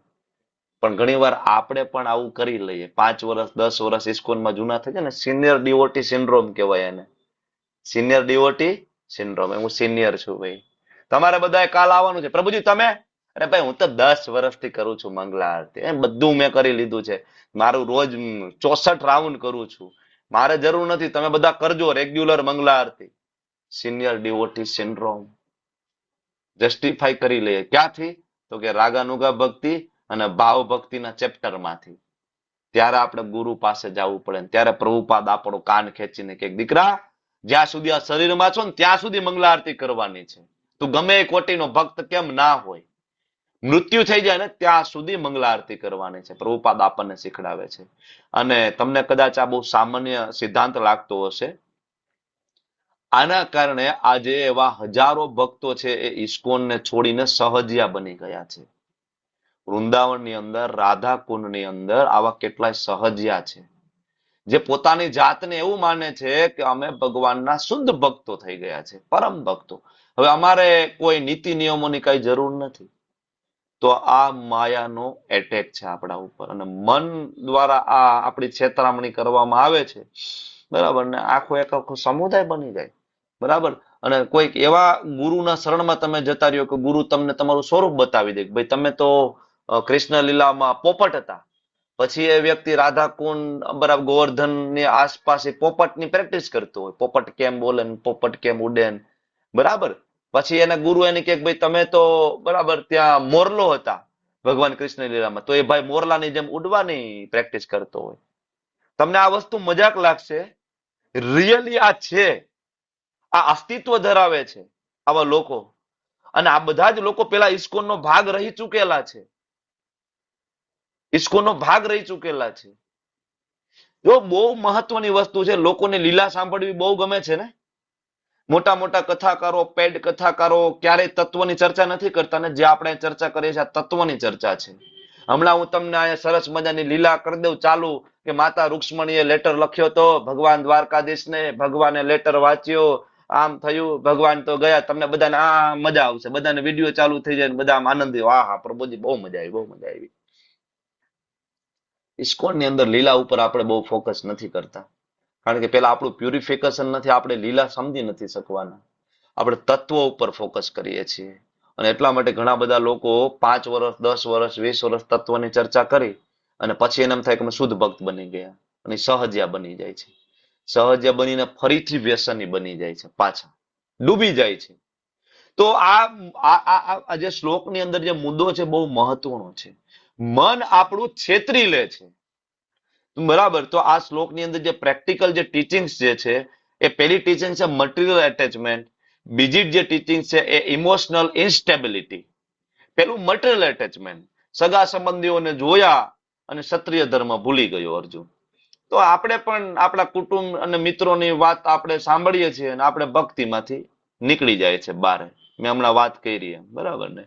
બીજું ઇમોશનલ ઇન્સ્ટેબિલિટી. તો આ શ્લોક જણાવે છે કે ક્યાં કરુણા કરવી જોઈએ. ભાવનાત્મક અસ્થિરતા કહેવાય ને, કરુણા ક્યાં કરવી જોઈએ. મેનેજમેન્ટની અંદર ઘણા એવા નિર્ણયો લેવામાં આવે, બરાબર. અને જો એ વ્યક્તિ ખૂબ લાગણીશીલ હોય ને તો એ વ્યક્તિના નિર્ણયો ખોટા પણ પડી શકે છે. એટલે પ્રભુપાદ બહુ ક્લિયરલી કહેતા કે દયા વાસ્તવમાં આત્માના કલ્યાણ માટે, શરીરના કલ્યાણ માટે ન હોય, આત્મા માટે હોવી જોઈએ ને, કે આત્મા ભગવાનના ધામમાં જતો રહીએ. અને ત્રીજું અહીંયા તમે જોશો તો એની ફરજ વિરુદ્ધ એની લાગણી આવી ગઈ, duty versus emotion, duty versus emotion, બરાબર. તો અંગત સંબંધોને ક્યારેક બાજુ ઉપર રાખવા પડે ને, પોસિબિલિટી હોય ને રાખી દેવાના, બરાબર. કારણ કે એક જ શરીર આપણને મળ્યું છે ભક્તિ કરવા માટે. અને જો આ વખતે અંગત સંબંધોને હાયર સ્ટેજ ઉપર રાખશું તો આ મનુષ્ય જન્મ આપણો ફેલ થઈ જશે. એટલે ટ્રાય કરો, બેલેન્સ કરવાની કોશિશ કરો. કેવી રીતના બેલેન્સ થાય છે, પણ પ્રાયોરિટી હંમેશા કૃષ્ણને આપવાની કોશિશ કરો. નહીતર આપણું પણ એક દિવસ ઇન્સ્ટેબિલિટી થઈ જશે અને આપણે પણ જેમ અહીંયા અર્જુન યુદ્ધ કરવાની ના પાડે છે એમ આપણે પણ એક દિવસ માળા અને મંગલા આરતી કરવાની ના પાડી દઈશું, બરાબર. અથવા તો આપણે ગુરુના વાક્યને બરાબર નહીં સમજીએ તો આપણે સહજ્યા બની જઈશું. ઘણા બધા ઇવન મેં જોયા છે આવા ભક્તોને, હું એટલા માટે કહું છું. અમારા એક મિત્રને હું ઓળખું છું, લગભગ 7-8 વર્ષ પહેલા એ ઇસ્કોનમાં આવ્યા, મારી પહેલા ઇસ્કોનમાં આવ્યા. ઇસ્કોનમાં આવ્યા અને તત્વની ચર્ચા થાય પછી ધીમે ધીમે એને એક, હું નામ નથી લેતો, એક કથાકારના કથા સાંભળી, બરાબર. વૃંદાવનના એક કથાકાર છે ને કથા સાંભળી. પછી એને મેં ખૂબ જો કથાકાર એવી રીતના પ્રેઝન્ટ કરે, પાછળ મ્યુઝિક વાગતા હોય, થોડી વારમાં એમાં રાસ ચાલતો હોય, બરાબર, અને મ્યુઝિક ને વચ્ચે વચ્ચે કીર્તન આવી જાય, ભજન આવી જાય, આવું બધું. તો એનું પ્રેઝન્ટેશન ખૂબ સારું હોય. અને 7 દિવસની શ્રીમદ ભાગવત કથાની અંદર મોસ્ટ ઓફ જો, બરાબર, ભગવાનનો જન્મ થયો, આ બધી ધીમે ધીમે કથા ચાલતી જાય. ભાગવતમ મોટા ભાગે લોકો ડાયરેક્ટ જમ્પ કરે 10મ સ્કંદની અંદર, રાસલીલા આવે, ભગવાનના લગ્ન આવે, આ બધી ચર્ચાઓ આવે. તત્વની ચર્ચા ના થાય. 1 થી લઈને 9 સ્કંદ ઉપર ચર્ચા લગભગ ઇસ્કોનના કથાકારો કરતા હોય, એના સિવાય લગભગ બીજા કોઈ કથાકારો નથી કરતા. મોસ્ટ ઓફ 10મ સ્કંદમાં જમ્પ કરી દે. એ પ્રભુજી એમની કથા સાંભળી, ખૂબ મજા આવી, પ્રેઝન્ટેશન ખૂબ મજા આવી, ખૂબ મજા આવ્યું.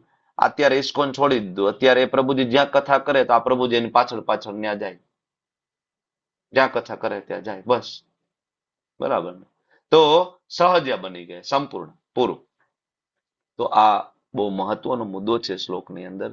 ક્યાં કરુણા કરવાની છે, ગુરુના આદેશ પ્રમાણે ચાલવાનું છે. તો અર્જુન આવા 5 પ્રશ્ન ભગવાનની સામે મૂકે છે. કરુણા, કોઈ આનંદ નથી, પાપનો ભય, કુલ પરંપરાનો નાશ અને અનિર્ણિતતા. લેવલ 1માં 2માં બધે ભણીએ છીએ આપણે. આ એના 5 પ્રશ્ન અને આ એના 5 એની સામે જવાબ. અને આ જવાબના શ્લોક નંબર પણ આ કોટ કરેલા છે. એવું હોય તો આનો એક સ્ક્રીનશોટ લઈને રાખી દો. આ બહુ મહત્વનું છે આ, બરાબર.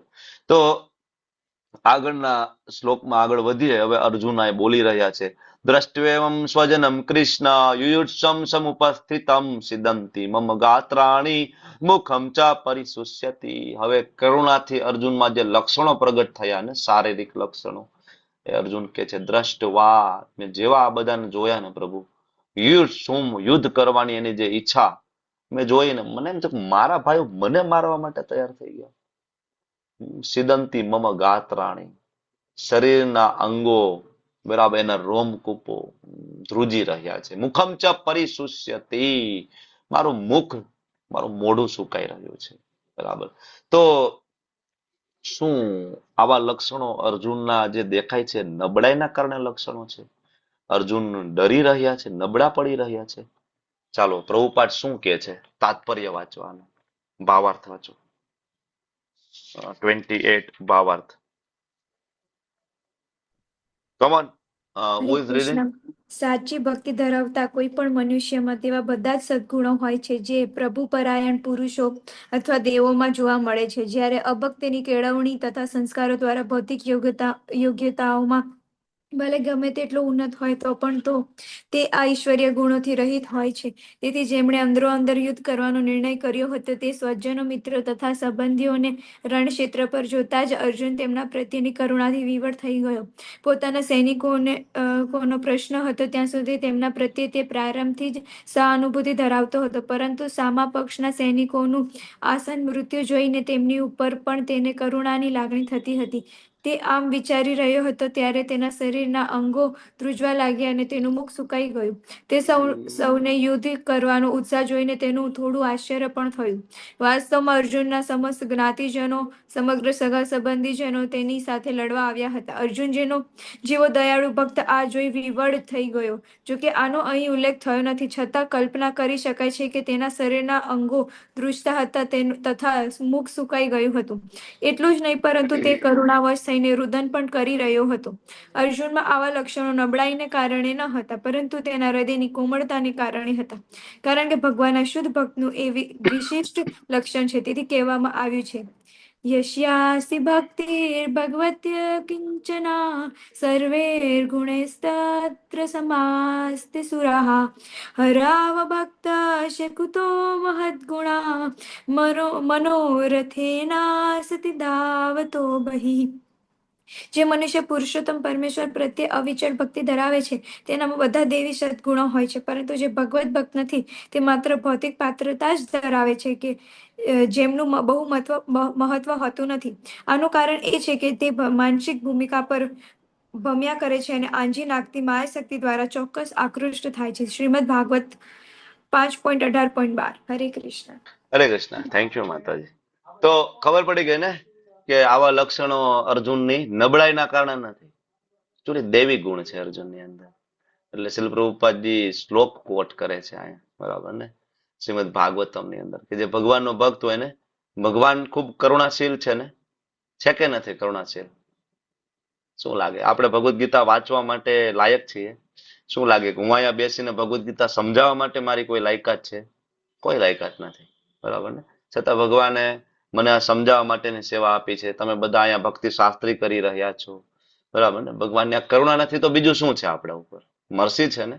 નહીતર આપણે ના આ સાથે બેસીને ચર્ચા કરી શકતા હોત ને, બપોરના સમયે એસી ચાલુ કરી ના સુઈ ગયા હોય, ટીવી જોતા, બરાબર, મૂવી જોતા હોય, અત્યારે લોકો જોઈ રહ્યા છે ને. ભગવાન, આપણે બધા અહીંયા અત્યારે 39 જણા છીએ. આ 39 લોકો ભગવાન માટે ખૂબ મહત્વના છે. ભગવાન ખૂબ પ્રેમ કરે છે.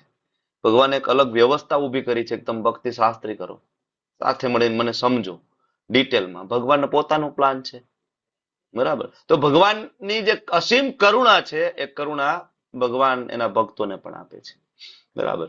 તો હવે સેમ દ્રશ્ય દુર્યોધને પણ જોયું હતું ને, એનામાં આવા કોઈ લક્ષણો આવ્યા?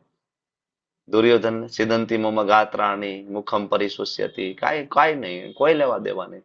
આજ તો તફાવત છે ને, ભક્ત અને અભક્ત વચ્ચેનો આ તફાવત છે. દુર્યોધન તો એવું વિચારતો હતો ભલે બધા મરે પણ હું રાજા બની જાઉં.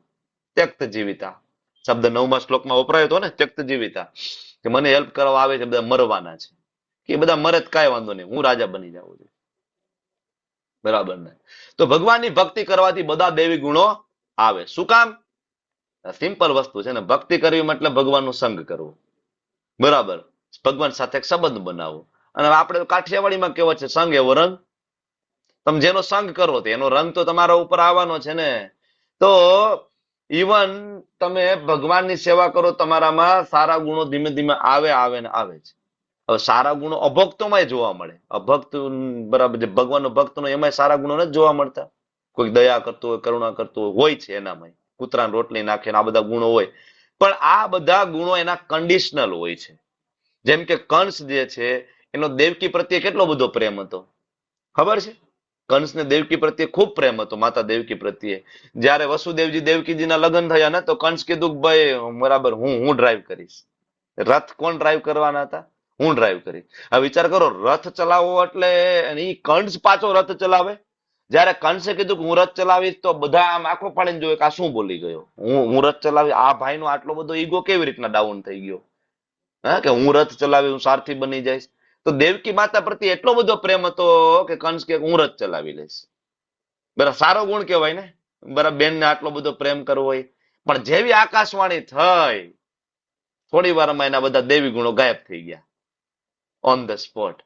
બરાબર ને? બધા સારા ગુણો ક્યાં ગાયબ.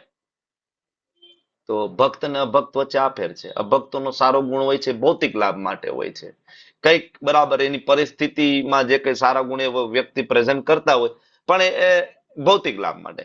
પણ ભક્ત છે બધી જ પરિસ્થિતિમાં સારા ગુણ પ્રેઝન્ટ કરે, બધી જ પરિસ્થિતિમાં. હરિદાસ ઠાકુરજી જોવો ને તમે, 22 બજારોમાં જેને કોરડા મારવામાં આવે છે ને, 22 બજારોમાં, તો એ શું કે છે કે નહીં નહીં નહીં, મારા મોઢામાંથી નામ ના છૂટી શકે. નેવર. પ્રહલાદ મહારાજ કોઈ પણ કન્ડિશનમાં ભગવાનને કમ્પ્લેન નથી કરતા ને. તો બહુ ક્લિયરલી હવે એક તમે મને શબ્દ આ શ્લોકમાંથી આપો કે જેનાથી ખબર પડે કે અર્જુન છે એ દેહાત્મ ભાવમાં છે. દેહાત્મ ભાવમાં હોવું એટલે કે હું આ શરીર છું, શરીર સાથેના સંબંધો મારા છે, એને કહેવાય દેહાત્મ ભાવ. એટલે પ્રિયા જયસ્વાલ માતાજી નથી બોલ્યા તો એને મોકો આપીએ. શબ્દ કયો છે જે તમને લાગે દેહાત્મ ભાવમાં છે? પ્રિયા માતાજી બોલો. હરે કૃષ્ણ પ્રભુજી. મમ. ઓકે ઓકે, મારા જવાબ સાચો જ તમારો. ચાલો, જય શ્રી સુમંગલા માતાજી. હજી મને થોડો પરફેક્ટ આન્સર આપો. સ્વજનમ પ્રભુજી, સ્વજનમ. સ્વજનમ એ બરાબર છે. કોણ નથી બોલ્યું આજે? જીજ્ઞા માતાજી બોલો. જીજ્ઞા માતાજી. હરે કૃષ્ણ પ્રભુજી. મારી સામે ઉપસ્થિત થયેલા.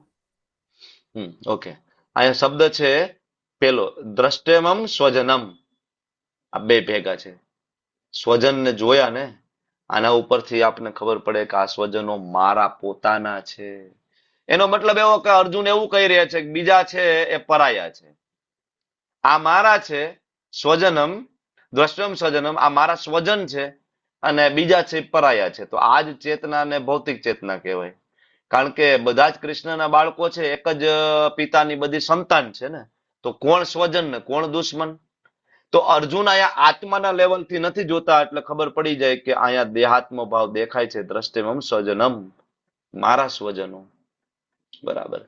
પ્રેક્ટિકલ આસ્પેક્ટ આ શ્લોકની અંદર તમે જુઓ તો શારીરિક અને માનસિક રીતે ભાંગી પડવું, એન્ઝાયટી એન્ડ ફિઝિકલ કલેપ્સ.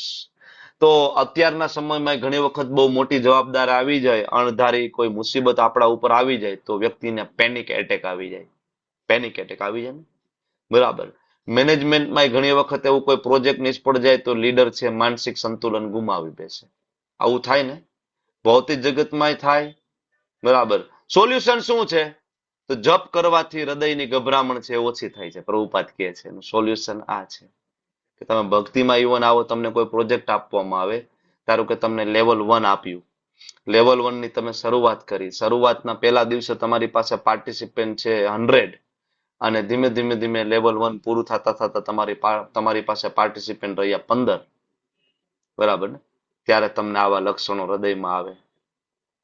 આવું થાય ને કે 100 પાર્ટિસિપન્ટ હતા પણ મેં ક્લાસ આપ્યો, આજે 15 પાર્ટિસિપન્ટ માન ટકી રહ્યા છે, તો અમારો પ્રોજેક્ટ તો ફેલ ગયો. ત્યારે આપણામાં પેનિક એટેક આવે, આપણે માનસિક રીતના ભાંગી જાય કે બીજી વખત લેવલ 1 મારે નથી કરવું. બરાબર. ત્યારે વધુમાં વધુ જપ કરવા જોઈએ. સવારની સાધના, મંગલા આરતી, 16 માળા કેમ મજબૂત થાય માટે પ્રયત્ન કરવો જોઈએ આપણે. આપેલી ટીચિંગ્સ, બરાબર ને. બીજું અહીંયા જે છે ને એ અર્જુન એના સંબંધીઓને સ્વજન તરીકે જુએ છે, આતતાઈઓ તરીકે નથી જોતો. બરાબર. તો ઘણી વખત મેનેજમેન્ટ કમિટીમાં આવું થાય, કોર કમિટીમાં આવું થાય કે મેનેજમેન્ટ કમિટીના સભ્યોને તમે આ મારો ખાસ માણસ છે એવી રીતના જોઈને તમે ડિસિઝન લો અને કઈ છૂટછાટ આપો તો એ સંસ્થા માટે ખૂબ નુકસાનકારક છે. સોલ્યુશન એવું હોવું જોઈએ કે વધુમાં વધુ જપ કરીને તમને ખબર પડવી જોઈએ કે આપણા શરીર નથી, આપણા આત્મા છે, અને નિષ્પક્ષતા હોવી જોઈએ. લીડર છે કેવો હોવો જોઈએ? નિષ્પક્ષ હોવો જોઈએ. એટલા માટે શ્રી પ્રભુપાદે મેનેજમેન્ટની અંદર નિયમો એટલે કે પ્રિન્સિપલ્સ, બરાબર, એને વ્યક્તિથી ઉપર રાખ્યા છે. ઇસ્કોન જે આખા વર્લ્ડમાં ફેમસ છે, એ ફેમસ શું કામ છે? પ્રભુપાદ આખા વિશ્વમાં ફેમસ થયા શું કામ ફેમસ થયા Prabhupada? Because of his principal, સિદ્ધાંતના કારણે. પ્રભુપાદ અમેરિકામાં ગયા, ઘણા બધાએ કીધું ભાઈ થોડું તો બ્રાન્ડી પીવું પડે, થોડો તો દારૂ પીવો જોઈએ. પ્રભુપાદ નહીં, no, never. I will not compromise my principles, never and ever. બરાબર, કોઈ દિવસ નથી કર્યા. તો આ પ્રિન્સિપલ્સ એટલે આ સ્વજન મોહ જે છે, આ પક્ષપાત જ્યાં થઈ રહ્યો છે, બરાબર, એના કારણે ઘણી વખત આપણે ખોટા ડિસિઝન લઈ લઈએ. ઓકે, ચાલો આગળના શ્લોક તરફ આગળ વધીએ. વેપતુશ્ચ શરીરે મે રોમ હર્ષશ્ચ જાયતે ગાંડીવમ સંસ્રતે હસ્તાત વક્તેવ ચ પરિદહ્યતે. હવે બીજા લક્ષણો અર્જુનના અહીંયા જોવા મળે છે. વેપતુશ્ચ શરીરમાં કંપ થઈ રહ્યો છે, રોમાંચશ્ચ રોમાંચ થઈ રહ્યો છે, ગાંડીવ સંસ્રતે ગાંડીવ સરી પડ્યું છે, અને ત્વક્ત ચ એવ પરિદહ્યતે ત્વચામાં બળતરા થઈ રહી છે. આવા બધા લક્ષણો શ્રી પ્રભુપાદજી તાત્પર્યમાં કહે છે કે બે કન્ડિશનમાં આવા લક્ષણો થાય. એક આધ્યાત્મિક પરમ આનંદ, બરાબર, અને એમાં અષ્ટ સાત્વિક વિકારો પ્રગટ થાય, જેમ કે ભગવાન શ્રી ચૈતન્ય મહાપ્રભુ જગન્નાથજીને જોઈ અને લક્ષણો પ્રગટ થયા હતા. અને બીજું ભૌતિક અતિશય ભય. આનું તમને લોકોને કોરોનામાં યાદ આવ્યું હોય તો કોરોનામાં આવા લક્ષણો આપણામાં દેખાઈ ગયા હતા. થોડીક શરદી ઉધરસ થયું અને ડોક્ટરે એમ કીધું કે ભાઈ તારે તો કોરોનાનો રિપોર્ટ કરાવવો પડશે. એટલે પછી વેપતુશ્ચ શરીરે મે રોમહર્ષશ્ચ જાયતે, રોમહર્ષ થવા માંડે. કોરોનાનો રિપોર્ટ કરવાનું કીધું છે અને એમાં કોરોના પોઝિટિવ આવી ગયો તો કાર્યક્રમ અડધો એમને પૂરો થઈ જાય. કોરોના કામ કરતો કરે પણ એની પહેલા તો એનું મન એના ઉપર હાવી થઈ જાય, કામ કરે ને. ભૌતિક ભય, આધ્યાત્મિક પરમ આનંદ, બરાબર. તો અહીંયા અર્જુનના જે લક્ષણો છે ભૌતિક ભયના કારણે છે, બરાબર. એટલા માટે પ્રભુપાદ કહે છે બે પ્રકારે. ગાંડીવ કેવી રીતના સરકી રહ્યું છે તો એકચ્યુઅલી જ્યારે કોઈ વ્યક્તિનું બીપી ખૂબ હાઈ થઈ જાય ટેન્શનના કારણે, ત્યારે અથવા તો બીપી લો થઈ જાય, ક્યારેક કલેપ્સ થઈ જતો હોય વ્યક્તિ, ત્યારે એના શરીરમાંથી ખૂબ પરસેવો નીકળવા માંડે. જ્યાં ડોક્ટર છે એને ખ્યાલ હશે, કાજલ માતાજીને ખબર હશે, બરાબર. જ્યારે એનાફાઇલેક્સિસ એટેક આવે ટેબલ ઉપર તો આ સિમ્ટમ જોવા મળે. તરત જ બીપી ડાઉન થઈ જાય, ખૂબ પરસેવો, ટેકિકાર્ડિયા એટલે કે એના હાર્ટબીટ છે વધી જાય, બરાબર. હવે આવું અર્જુનમાં થવા લાગ્યું એટલે અર્જુનના હાથમાં ખૂબ પરસેવો થયો તો એ એમ ધનુષ્ય ત્યાંથી સ્લીપ થવા માંડ્યું, બરાબર. તો હવે તમે જોશો કે આગળના શ્લોકની અંદર અર્જુનના ગુણોને દિવ્ય કહ્યા પ્રભુપાદે. જોયું તમે? કયો શ્લોક આપ્યો?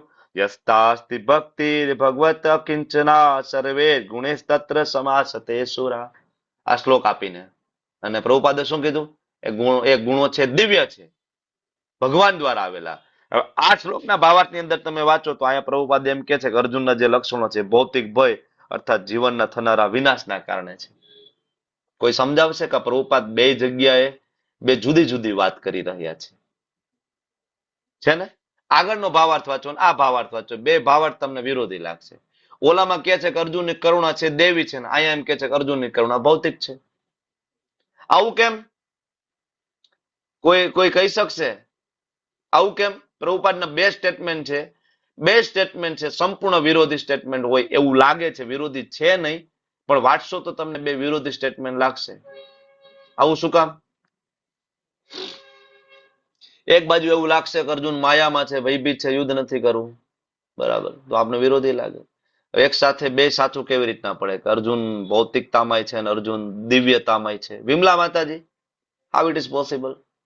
હરે કૃષ્ણ પ્રભુજી. એટલે આ શ્લોકમાં હજુ પેલું કે ને સ્ટેજ રેડી થઈ રહ્યો છે, તો હજુ માયામાં જ છે, પણ જયારે નેક્સ્ટ શ્લોકમાં જશું તો સમજાશે કે ભગવાને એમની યોગ માયા દ્વારા કરે છે, એટલે એ દિવ્ય થઈ છે. પણ માયામાં છે તો આગલા શ્લોકમાં દિવ્ય કીધું, તમે ઊંધું કરી નાખ્યું. પેલા દિવ્ય કહી દીધું પ્રભુપાદે, અને હવે પ્રભુપાદ કે છે ભૌતિક છે. પેલા ભૌતિક કીધું હોય ને હવે દિવ્ય કહેતા હોય તો હજી સમજી શકાય આપણે. જોવો જોઈએ થોડું. પ્રભુપાદ પેલા કહી દીધું તો દિવ્ય છે, પછી પાછા પ્રભુપાદ આગળના પેરેગ્રાફમાં એમ કે છે કે નહીં તો ભૌતિક છે. થોડું બ્રેન સ્ટોર્મિંગ કરો ને. Anybody else? હું કહું પ્રભુજી? કોણ હું એટલે? જિજ્ઞા માતાજી. હા, તમે એમ બોલો છો હું કહું એટલે ભાઈ મેં બોલ રહા હું કેબીસી से અમિતાભ બચ્ચન, મને તરત ખબર પડી કે આ તો અમિતાભ બચ્ચન નો અવાજ છે. બોલો. એટલે પ્રભુજી એમાં જે એના હૃદયની કોમળતા છે ને એ એનો દિવ્ય ગુણ દર્શાવે છે. અને આની અંદર જેનો ભય છે ને કે બીજા બધા લોકો આમાં મૃત્યુ પામશે, જે ભૌતિક ભય દર્શાવે છે ને એ કહી શકાય પ્રભુજી? ઓકે, ચાલો હું તમને કહું કે પ્રભુપાદ અર્જુનને બે અલગ અલગ એંગલ થી આપણને સમજાવી રહ્યા છે. એકચ્યુઅલી બે કોટ સાચા છે અને ખરેખર બે કોટમાં પ્રભુપાદ વિરોધી શબ્દ જે આપણને સમજાવે છે કે એક બાજુ અર્જુનને શુદ્ધ ભક્ત તરીકે તમે સમજો તો અર્જુન શું કરે છે, અને બીજી બાજુ અર્જુન એક બદ્ધ જીવ તરીકે જો તમે લ્યો તો અર્જુનના મનમાં શું ચાલી રહ્યું છે. અને બે એકચ્યુઅલી પ્રભુપાદ અહીંયા અર્જુનને માધ્યમ બનાવીને આપણને બંને પ્રકારની શિક્ષા આપવા માંગે છે કે અર્જુનની જગ્યાએ જો બીજું કોઈ હોય તો ભયનું શું કારણ હોય સમજાવે છે કે બદ્ધ જીવાત્મા હોય તો એ ભૌતિક છે, મુક્ત જીવાત્મા હોય તો એ દિવ્ય છે. દુર્યોધને સેનાને જોઈતી, દુર્યોધને ભયભીત થયો હતો અને અર્જુને ભયભીત થયો છે, તો પછી ફરક શું છે? દુર્યોધને એના ગુરુ પાસે ગયો, બરાબર ને, આપણે જોયું ને બીજા શ્લોકની અંદર ગુરુ પાસે જઈને ન કહેવાના વેણ તો કીધા ને, તો ફરક શું છે બેયમાં? એકને લોભ છે અને એકને કરુણા છે. દુર્યોધનને લોભ છે અને અર્જુનને કરુણા છે. તો આ બે ની અંદર તમે જોશો કે આ બે ભયમાં ભૌતિક કયો ભય છે? તો બે ભય છે ને બે ભય ભૌતિક છે. અર્જુનનો ભય ભૌતિક છે, દુર્યોધનનો ભય ભૌતિક છે. કારણ કે એકનો ભય લાલચના કારણે છે ને, તો બીજાનો ભય ભૌતિક કરુણાના કારણે છે.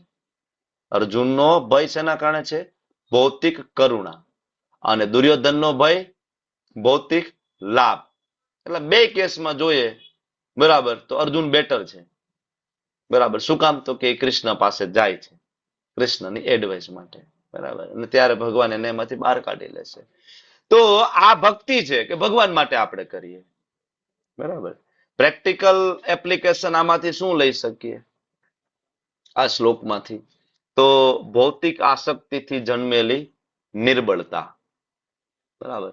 જયારે આપણે કૃષ્ણને કેન્દ્રમાં જો ના રાખીએ ને, તો હું અને મારું આ સગા સંબંધીઓને જો આપણે કેન્દ્રમાં રાખશું ને, તો આપણું હૃદય છે નબળું પડી જશે, બરાબર. Weakness due to material attachment, બરાબર. સેમ વસ્તુ અહીંયા ફરીથી, બરાબર.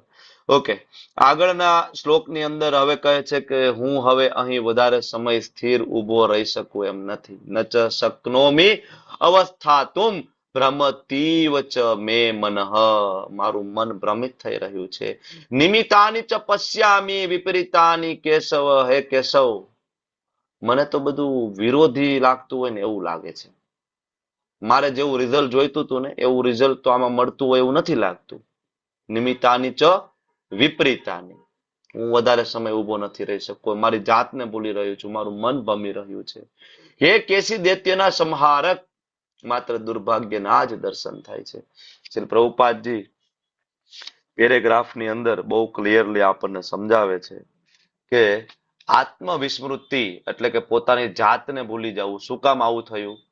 સ્વાર્થના કારણે, બરાબર. જ્યારે મનુષ્ય પોતાની અપેક્ષાઓમાં માત્ર હતાશા જ જો એને દેખાય છે, ત્યારે એ વિચારે છે કે હું શું કામ છું? શ્રીલ પ્રભુપાદજી લખે છે જો તાત્પર્યમાં, બરાબર. ત્યારે એ વિચારે છે કે હું શું કામ છું, અને ધીમે ધીમે ઉપેક્ષા કરે છે. કેટલામાં પેજ નંબર ઉપર છે? 58 બરાબર ને? 58. હા. હું અહીં શા માટે છું? પ્રત્યેક જીવ પોતાનામાં અને પોતાના સ્વાર્થમાં રુચિ ધરાવે છે. કોઈને પરમાત્મા પ્રત્યે રુચિ હોતી નથી.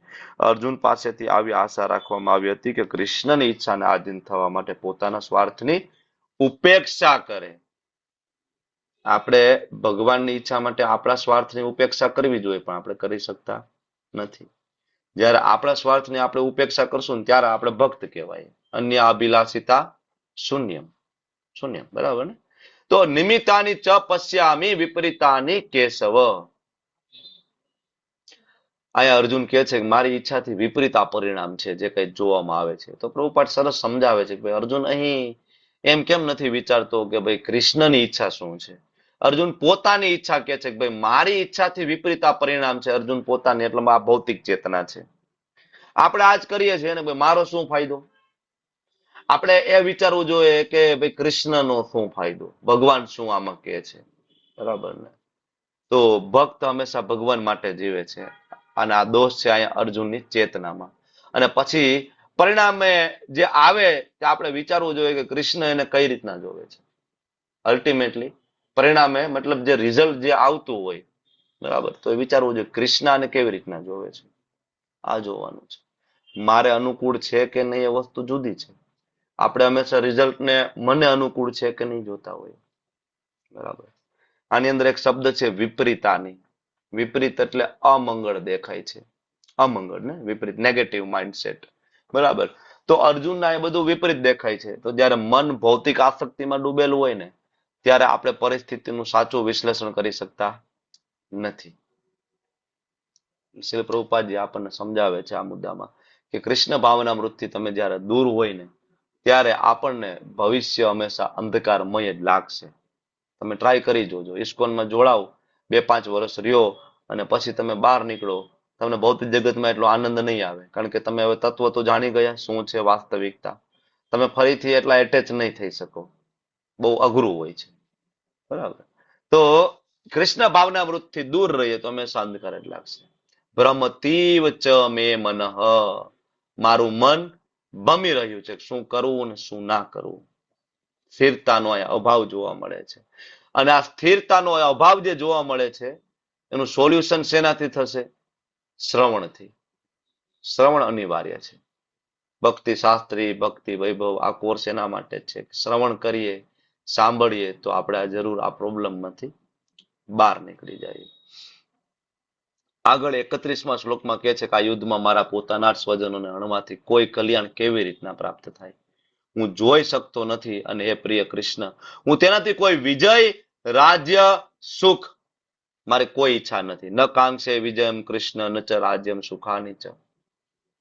મારે કઈ નથી જોઈતું, કોઈ આનંદ નથી આમાં. મારો ફાયદો શું? એટલે 31 થી લઈને 35 બરાબર આ જે શ્લોક છે એ અર્જુનના બીજા આનંદ નથી એ વાળા શ્લોકો અહીંયા છે. એટલે શ્રી પ્રભુપાદજી સમજાવે છે, અને તાત્પર્ય બરાબર વાંચજો. અને પ્રભુપાદ શરૂઆત જ જે ત્યાંથી કરે છે કે મનુષ્યનું સ્વહિત કે સ્વાર્થ છે વિષ્ણુમાં હોવું જોઈએ. આપણું પરમ જે આપણે પરમ સ્વાર્થી હોવા જોઈએ. કોના માટે? ભગવાન માટે. આપણો સ્વાર્થ છે ભગવાનમાં હોવો જોઈએ, નહીં કે આપણામાં. આપણામાં જયારે સ્વાર્થ છે ત્યારે આપણે હેરાન થઈએ છીએ, બરાબર. તો આગળના શ્લોકમાં અર્જુને કહ્યું દુર્ભાગ્યના દર્શન થાય છે, લાભ નથી. તો ભગવાન કહે છે લાભ કેમ નથી ભાઈ? વિજય તને મળશે એટલે કે તું જીતી જવાનો છો. જીતના કારણે તને રાજ્ય મળશે, રાજ્યના કારણે તને સુખ મળશે. તો અર્જુન કહે છે કે આ ત્રણેય નથી જોઈતું. આગળ કીધું ને દુર્ભાગ્યના દર્શન, એટલે ભગવાન જવાબ આપ્યો વિજય, કૃષ્ણ, રાજ્ય આ બધું તને મળવાનું હોય. તો અર્જુન કહે છે કે ના ના કાંઈ નથી જોઈતું મારે. વિજય નથી જોઈતું, રાજ્ય નથી જોઈતું, સુખ નથી જોઈતું, કાંઈ નથી જોઈતું, નથિંગ, બરાબર. કારણ કે આ ત્રણેયને મેળવવા માટે મારે મારા પોતાનાને મારવા પડશે. નિમિત્તાની ચ પશ્યામી વિપરીતાની કેશવ. ફરીથી આગળનો શ્લોક તમને યાદ દેવડાવું. અર્જુન એમ વિચારે છે કે મારી ઈચ્છાથી વિપરીત આ પરિણામ આવ્યું. એટલે પ્રભુપાદ સમજાવે છે કૃષ્ણની ઈચ્છા શું છે. કૃષ્ણની ઈચ્છા છે યુદ્ધ કરવું, તો પછી આ વિપરીત પરિણામ હોય તો કરવું જોઈએ, બરાબર. બીજું આ શબ્દ છે શ્રેય. હવે આ તો આપણે લેવલ 1 માં ભણી ગયા છે, શ્રેય અને પ્રેયનો ડિફરન્સ. પ્રભુપાદજી એમના લંડન વાળા લેક્ચરમાં શ્રેય અને પ્રેયના શબ્દની પરિભાષા ત્યાં સમજાવે છે. બરાબર. આ શબ્દ ભગવદ્ ગીતામાં આગળ ઘણી બધી વાર આવશે. 2.7 માં આવશે, 3.2 માં આવશે, 5.1 માં આવશે. શ્રેય શબ્દ, બરાબર. શ્રેય તો લાંબા ગાળાનો ફાયદો ક્યાંમાં છે? શરીરમાં કે આત્મામાં? બરાબર. આ શ્લોકમાંથી પ્રેક્ટિકલ એપ્લિકેશન શું શીખી શકાય? થોડું બ્રેન સ્ટોર્મિંગ કરીને કયો, 5 મિનિટમાં પૂરું કરીએ આપણે. આ શ્લોકમાંથી ધાર્મી માતાજી બોલો. હરે કૃષ્ણ પ્રભુજી, આપણે છે ને દરેક કાર્ય ભગવાનને કેવું લાગશે એ પ્રમાણે કરવું જોઈએ, ના કે પોતાના સ્વાર્થ માટે. આપણને એવું લાગે છે એવું નહીં વિચારવાનું. આધ્યાત્મિક કલ્યાણ વિરુદ્ધ ભૌતિક દયા, એવું છે અહીંયા. Spiritual welfare versus material PT, દયા. બરાબર. તો અહીંયા અર્જુનને એવું લાગે છે કે યુદ્ધ ના કરવામાં શ્રેય છે, ત્યારે કૃષ્ણ જાણે છે કે અધર્મનો નાશ કરવામાં સાચું કલ્યાણ છે. ઘણી વાર આપણને સેવામાંથી છટકવા માટે આપણે નૈતિકતાના દયાના ખોટા બહાના બનાવી દઈએ સેવા ના કરવા માટે.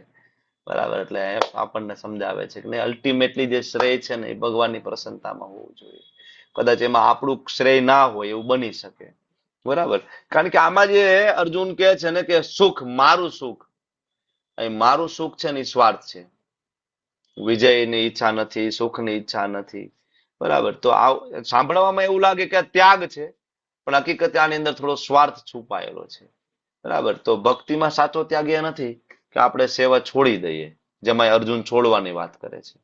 ભક્તિમાં સાચો ત્યાગ એ છે કે આપણે આપણી આળસ અને અહંકારને છોડીને કૃષ્ણની ઈચ્છા મુજબ સેવા કરીએ. બરાબર ને? સાચો ત્યાગ એ નથી ભક્તિ શાસ્ત્રી છોડી દઈએ, અઘરું લાગે છે. બરાબર ને? સાચો, બરાબર, તો સાચો ત્યાગ તો એ છે કે તમારે આ ગમે એટલું અઘરું લાગતું હોય તો પણ કૃષ્ણની પ્રસન્નતા માટે, શ્રીલ પ્રભુપાદજીની પ્રસન્નતા માટે ભક્તિ શાસ્ત્રી કમ્પ્લીટ કરવું જોઈએ. કારણ કે પ્રભુપાદે અઢળક જગ્યાએ સ્ટેટમેન્ટ આપ્યું છે, મારા બધા શિષ્યો ભક્તિ શાસ્ત્રી કરશે, ભક્તિ તત્વ વિજ્ઞાનને ખૂબ સારી રીતના સમજશે. તો આ એક ગુરુની ઈચ્છા છે. ગુરુની ઈચ્છા પૂરી કરવી એના શિષ્યની જવાબદારી છે. અઘરું લાગે તો પણ કરવું જોઈએ. બરાબર ને? આ છે ને પ્રેક્ટિકલ ટીચિંગ છે ને આની અંદરથી. ઓકે. અને ચાલો નેક્સ્ટ શ્લોક નેક્સ્ટ ટાઈમ લઈશું, કારણ કે આખું ઝુમખું છે 32 થી લઈને 35 શ્લોક. વાંછાકલ્પતરુભ્યશ્ચ કૃપા સિંધુભ્યો ચ પતિતાનાં પાવનેભ્યો વૈષ્ણવેભ્યો નમો નમઃ. અનંત અનંત કોટિ વૈષ્ણવ કી જય. શ્રી પ્રભુપાદ કી જય. ગુરુ મહારાજ કી જય. હરે કૃષ્ણ હરે કૃષ્ણ કૃષ્ણ કૃષ્ણ હરે હરે, હરે રામ રામ રામ હરે હરે. હરે કૃષ્ણ. સર્વેને દંડવત